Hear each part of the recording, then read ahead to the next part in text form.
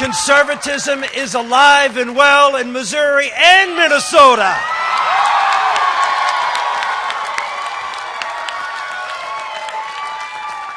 Thank you all so very, very much. It is great to be here. I just can't thank the people of Missouri. We doubled him up here and in Minnesota.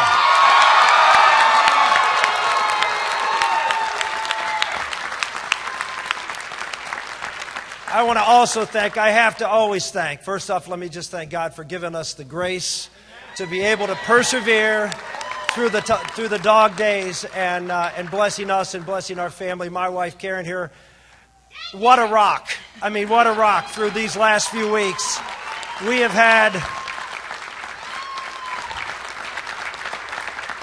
had more drama than any family really needs. And she has just been an amazing rock and a great blessing to me. And I just want to thank you in particular, my sweet, for all you've done. Thank you.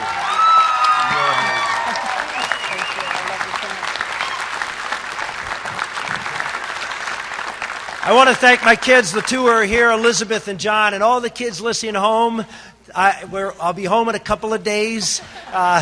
It's been a while, and I just want a particular little note to my Bella, who I know is watching me and looking at her daddy. So I love you, sweetie. Thank you so much for getting healthy.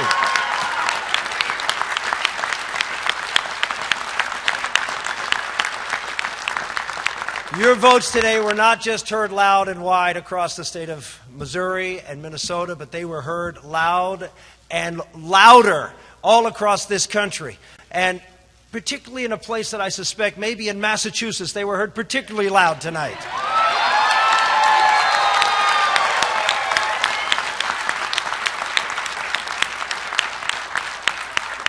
Tonight was not just a victory for us, but tonight was a victory for the voices of our party, conservatives and Tea Party people, who are out there every single day in the vineyards building the conservative movement in this country, building the base of the Republican Party, and building a voice for freedom in this land. Thank you.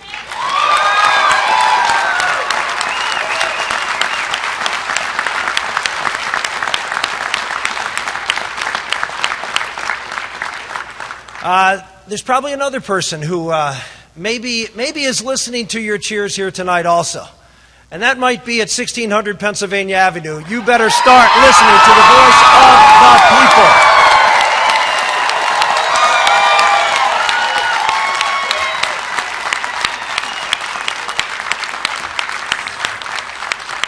But then again, I wouldn't be surprised if he isn't listening. Why would you think he would be listening now? Has he ever listened to the voice of America before? No, why? Because he thinks he knows better. He thinks he's smarter than you. He thinks he's someone who is a privileged person who should be able to rule over all of you. But we have a different message for him.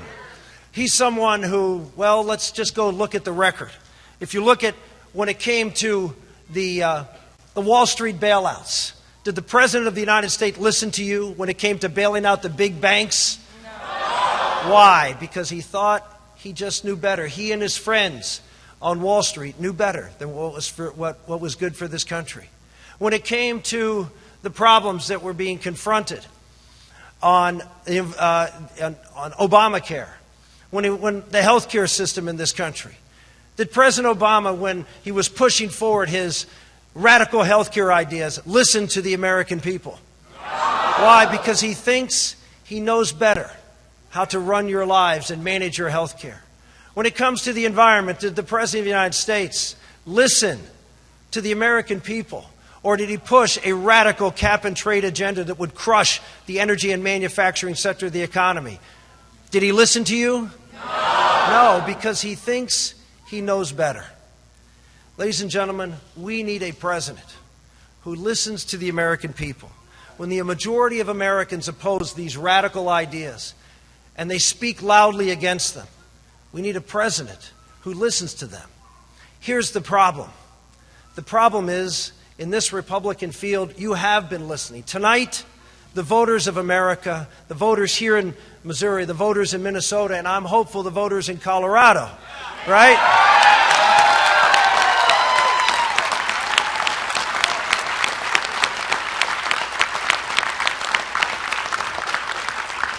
I hope you have been listening to our message. Because if you listened to our message and you found out that on those issues, health care, the environment, cap and trade, and on the Wall Street bailouts, Mitt Romney has the same positions as Barack Obama. And in fact, would not be the best person to come up and fight for your voices for freedom in America.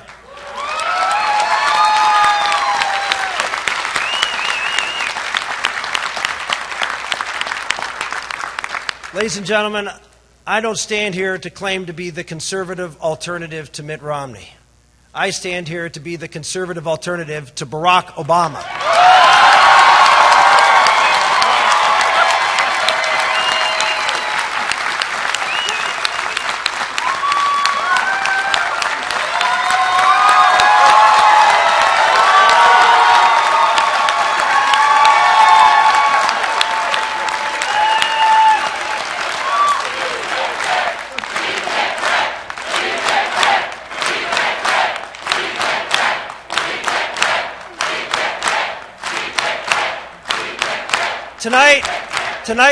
Tonight we had an opportunity to see what a campaign looks like when one candidate isn't outspent 5 or 10 to 1 by negative ads imputing their integrity and distorting their record.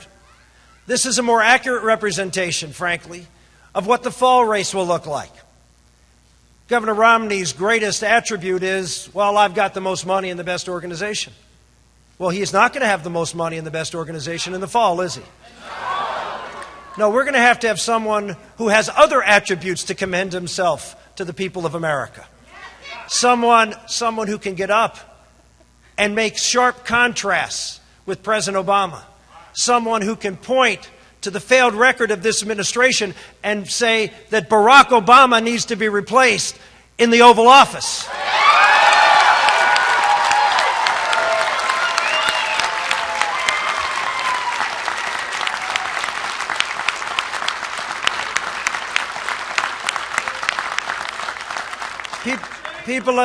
People have asked me, what is the secret? Why are you doing so well? Is it your jobs message? And yes, we have a great jobs message talking about everywhere we go, and particularly here in the industrial heartland of Missouri, where they still make things here in Missouri, by the way.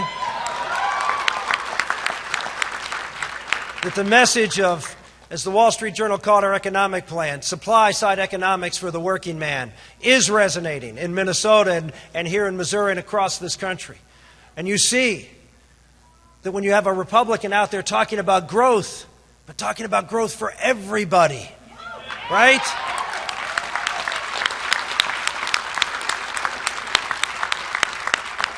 That Americans respond.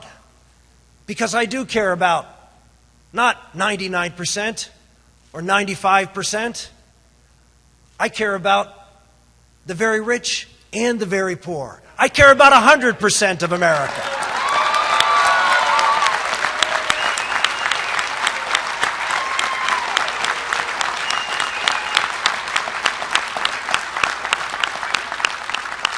The real message, the message that we've been taking across this country and here in Missouri, is a message of what's at stake in this election. This is the most important election in your lifetime. This is an election, we've seen it so evident just here in the last week. This is an election fundamentally about the kind of country you're going to hand off to your children and grandchildren. Whether they are going to have the level of freedom and opportunity that you have. And we have a President of the United States, as I mentioned, who's someone who believes he knows better. That we need to accumulate more power in Washington, D.C. for the elite in our country to be able to govern you because you are incapable of liberty. That you are incapable of freedom. That's what this president believes. And I understand, and Americans understand that there is a great, great deal at stake. If this president is reelected and if we don't have a nominee that can make this case and not be compromised on the biggest issues of the day, but can make the case to the American public that this is about the founders' freedom. This is about a country that believes in God-given rights and a Constitution that is limited to protect those rights.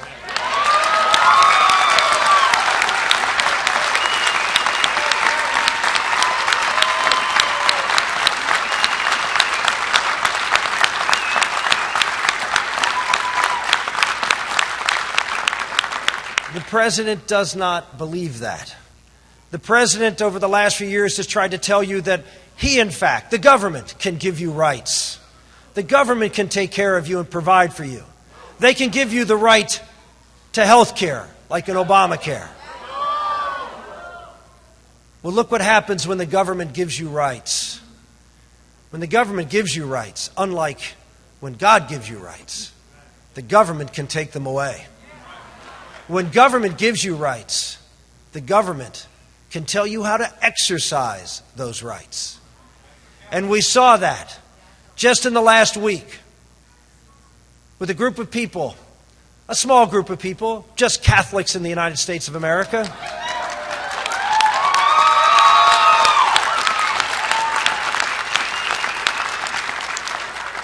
who were told, you have a right to health care, but you will have the health care that we tell you you have to give your people, whether it is against the teachings of your church or not.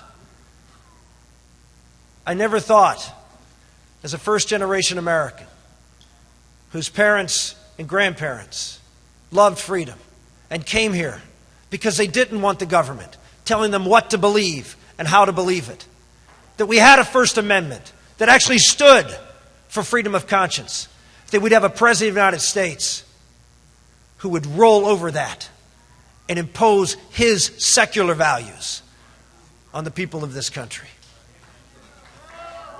And it's worse than that. When one of the Catholic bishops tried to communicate that through army chaplains, the Obama administration said, no, you can't do that. No, because your language is seditious. And they made them change the language of a letter from a bishop to his people. Ladies and gentlemen, freedom is at stake in this election. We need to be the voice for freedom.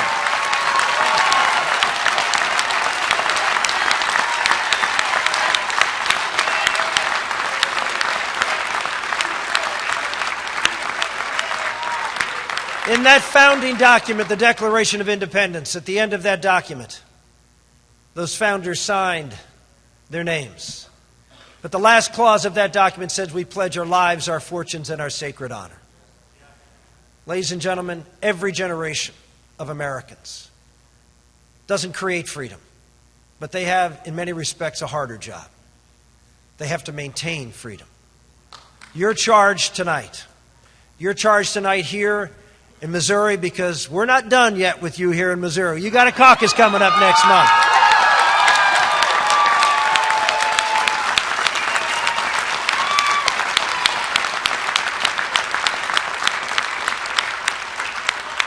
Is to go out and pledge.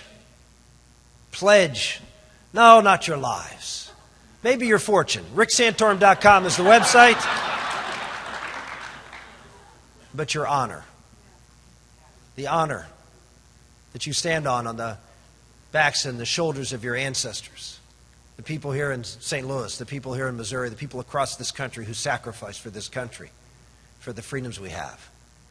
America's honor, your honor, is at stake. Go out and preserve the greatest country in the history of the world. Thank you all, and God bless.